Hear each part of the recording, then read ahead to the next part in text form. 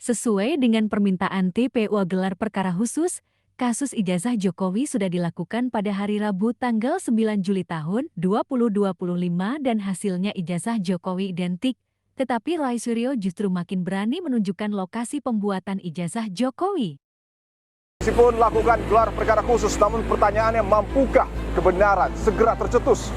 Artinya Anda setelah melakukan konfirmasi berulang dengan sahabat Anda mantan anggota BIN, ya, kemudian Anda Berinda juga meyakini bahwa kios yang kemudian mencetak ijazah Pak Jokowi itu dimiliki oleh Pak dosen. Saya sudah semakin mendekat ke sana karena tidak ada tempat lain di Indonesia yang mencetak selain di Pasar Pramuka. Tapi Anda berani menyebutkan, Bung Roy, siapa namanya?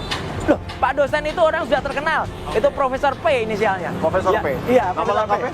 Nama lengkapnya Paiman.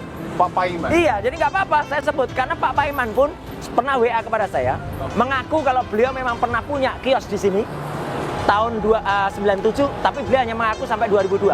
Menariknya, beliau hanya mengaku sampai 2002. Padahal orang-orang yang di sini itu ada yang berani bersaksi, beliau sampai dengan 2010, 2015, bahkan 2017 itu masih aktif di sini. Dan yang paling menarik lagi, Mas, masih bikin acara di belakang sini kemarin, ya.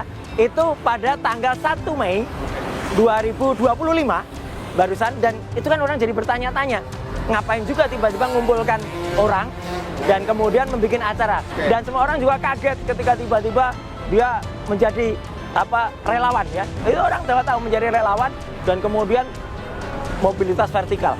Menjadi relawan Jokowi dan pernah menjabat sebagai Wakil Menteri Desa. Betul, pernah menjabat Wakil Menteri Desa, pernah menjabat sebagai Komisaris BUMD dulu, kemudian Komisaris BUMN, dan sekarang staf khusus Wakil Presiden. Oke, Bapak begini Bung Roy Suryo, tudingan ijazah palsu Jokowi dibuat di Pasar Pramuka ini memang sudah menjadi perbincangan publik. Ya. Tapi yang harus dibuktikan adalah lokasinya. Oke. Anda berani menunjukkan lokasinya? Ya, kalau lokasi bekasnya Pasar Pojok Pramuka yang terbakar ada. Oke. Dan kira-kira bekas kiosnya pun ada. Bisa kita lihat di sana? Bisa kita lihat di sana. Bisa nggak kameranya, lensanya masuk gitu? Bisa. Ya. Coba. Ini ya. Ya. Jadi dulu ada sekitar 200-an lebih kios di sini. 200 kios lebih. Kios. Oh. Dan orang nggak usah nutupin lah, orang nggak usah nggak tahu, ya. Dulu ini terkenal banget, bahwa yang namanya Pasar Pramuka Pojok itu sangat terkenal.